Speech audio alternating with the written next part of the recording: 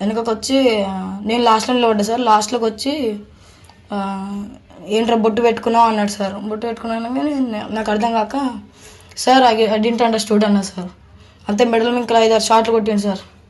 5-6 షాట్లు కొట్టగానే పోయి కడుక్కోపో అని వాష్రూమ్ దాకా దుబ్బుకోండి సార్. కడుక్కొని వచ్చి అసెంబ్లీలో నిలబడ్డా సార్. ఇక అది అసలు క్లాస్లలో కూడా సార్ అసలు బొట్టు పెట్టుకునేవారు నాకు అనిపిస్తే బొట్టు తీసేయి ఎందుకు పెట్టుకున్నావు అన్నట్టు మాట్లాడతారు సార్. చూసిరు కదా వీడియోలో బాబు ఏం చెప్తాడు పాపం. అంత ధైర్యంగా వచ్చి వీడియోలో ఫోన్లో నాకు ఇట్లా కొట్టిరు, నన్ను ఒక బొట్టు పెట్టుకునేందుకు ఒక మనిషి ఎట్లా కొడతాను నాకు అర్థం కాదు. ఏం స్కూల్ లవడాల స్కూల్ అది.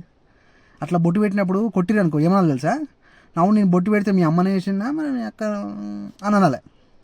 నాకేం ఇప్పుడు అంటాను నాకేం వాళ్ళకేం భయపడతాను నేను, నా మొట్ట భయపడతాను వాళ్ళకి, ఎవరికి భయపడను నేను. అయిందా అది యూట్యూబ్ కొన్ని గైడ్లైన్స్ వల్ల తిట్టకూడదని తిడతాను నేను. మీరు అనుకోవచ్చు భయపడుతున్న వాళ్ళకి నా మొట్ట భయపడతాను నేను. మా అయ్యకే భయపడను నేను, నా మొట్ట వాళ్ళకేదో భయపడతా. ఒక చిన్న పిల్లగాడే ధైర్యంగా వచ్చి నన్ను ఇట్లా కొడుతుర్రు స్కూల్లో అని ఈ మానవ సంఘాల అక్కలు చైల్డ్ కేర్ ఇవన్నీ ఏం చేస్తున్నాయి నాకు అర్థం కాదు. కొంతమంది బజరంగ దళాలు ఇవన్నీ ఏం చేస్తున్నాయి.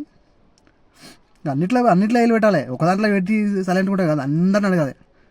ఏం మనుషులు నాయన, ఏం స్కూల్ లవడాల స్కూల్ అది. బొట్టు పెడితే ఏమవుతుంది, ఏమన్నా వచ్చిందా ఇప్పుడు? మీది మీకు ఉంటుంది, పక్క ఉంటుంది రా బాబు. నీ మైండ్ సెట్ పక్కనకు ఉండదు, పక్క మైండ్ సెట్ నీకు ఉండదు.